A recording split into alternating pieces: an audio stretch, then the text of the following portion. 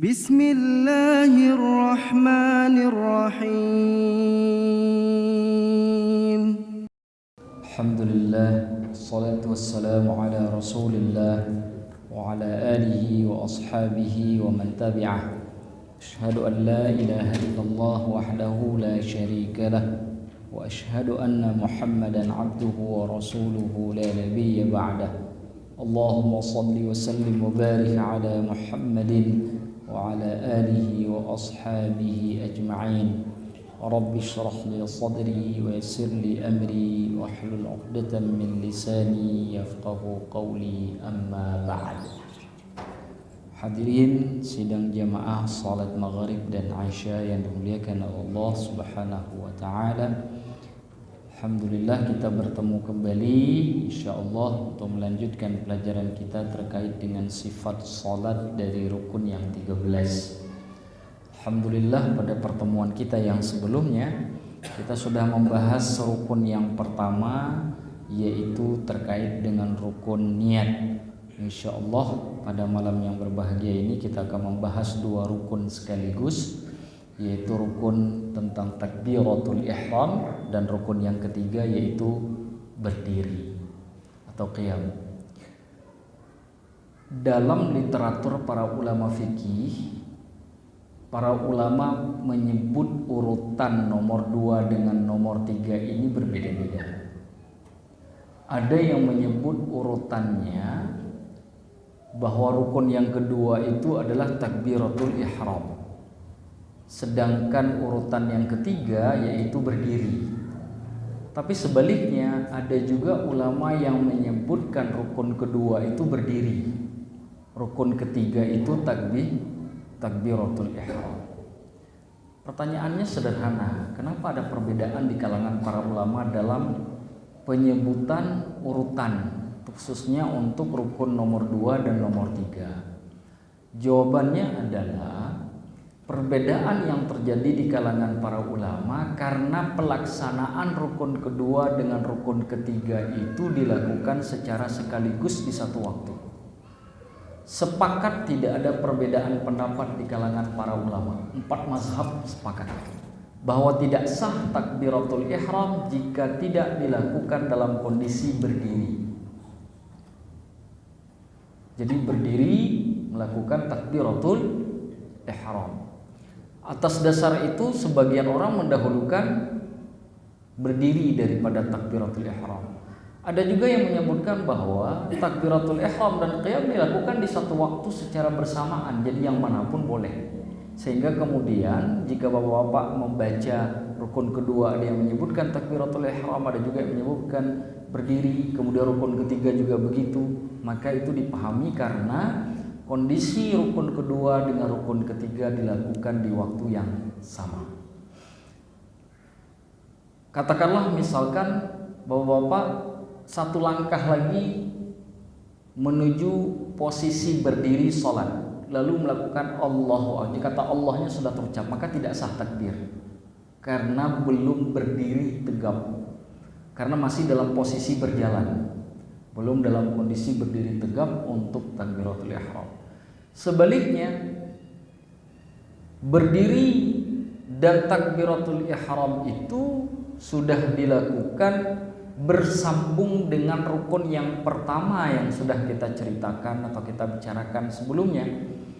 Jadi begitu seseorang sudah melakukan niat sholat, maka dia sudah dalam kondisi berdiri dan kemudian dihubungkan atau dilangsungkan dengan rukun yang selanjutnya, yaitu takbiratul ihram tanpa jeda. Karena jika dijeda maka dia wajib melakukan niat ulang. Kenapa? Karena niatnya ghairu muqtarinin bil fi'li, tidak berhubungan dengan perbuatan. Jadi tidak boleh seseorang niat dari jalan lalu kemudian sampai di masjid langsung takbir. Padahal kan dari sejak di jalan itu ada turun motornya dulu, ada buka sandal lagi, ada jalan ke tempat saf, buka pintu kalau di kita. Jadi terlalu banyak pekerjaan yang menghalangi antara niat dengan sholat. Itu bukan niat namanya, itu azmun namanya. Yang dalam bahasa Indonesia sama saja, artinya diniatkan. Nah, cuma bukan itu yang dimaksud oleh fikih, bukan niat dari perspektif pemahaman bahasa Indonesia. Nah, sehingga mazhab Syafi'i ketika menjelaskan ini menjadi pendapat yang kuat, dan ini yang saya ambil untuk menjelaskan secara kaidah fikih itu lebih tepat dan lebih punya argumentasi yang bisa dipertanggungjawabkan.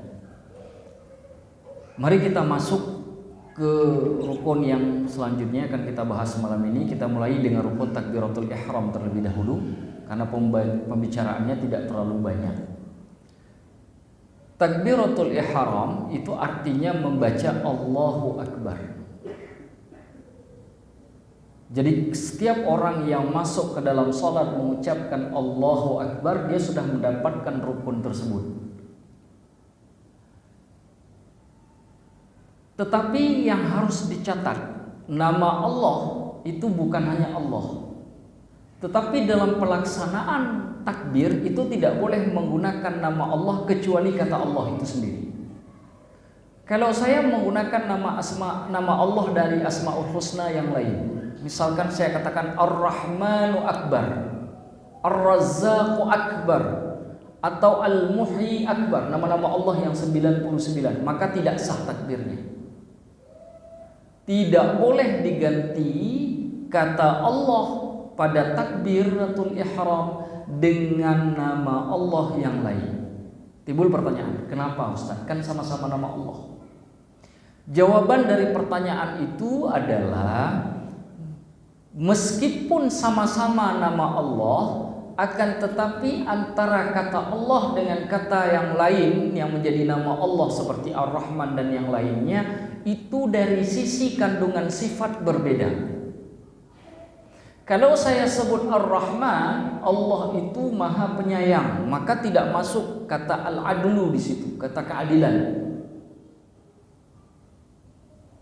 Karena kalau cuma Allah Ar-Rahman, harusnya semua orang yang memiliki maksiat kepada Allah diampuni dan dimasukkan surga. Itu kalau cuma berpatokan kepada Ar-Rahman, karena tidak masuk kata Al-Adlu, kata adil. Kalau saya sebut Al-Adlu Akbar, Allah yang maha adil itu maha besar. Ketika saya menggunakan kata adil, maka saya menghilangkan kata Rahman, kasih sayang. Padahal Allah menjamin sebesar apapun maksiat seorang hamba, kalau dia bertaubat, dia akan diampuni dosanya. Kata adil tidak menjanjikan itu. Karena taubat bisa saja belum sempat diikuti dengan perbuatan. Ada orang mau akhir hidup dia taubat, Allah terima misalkan taubatnya, itu nggak dihukum dia di neraka, dia masuk surga. Walaupun perbuatannya banyak yang salah. Kenapa? Rahman. Tapi hukum adil, kalau dia tidak berbuat baik walaupun dia taubat, itu akan tetap menyebabkan dia masuk neraka.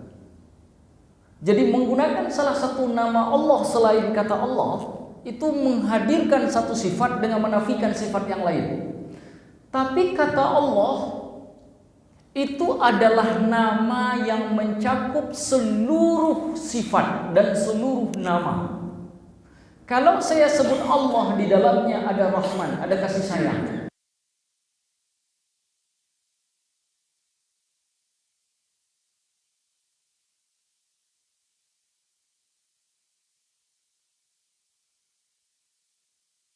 فبأي آلاء ربكما تكذبان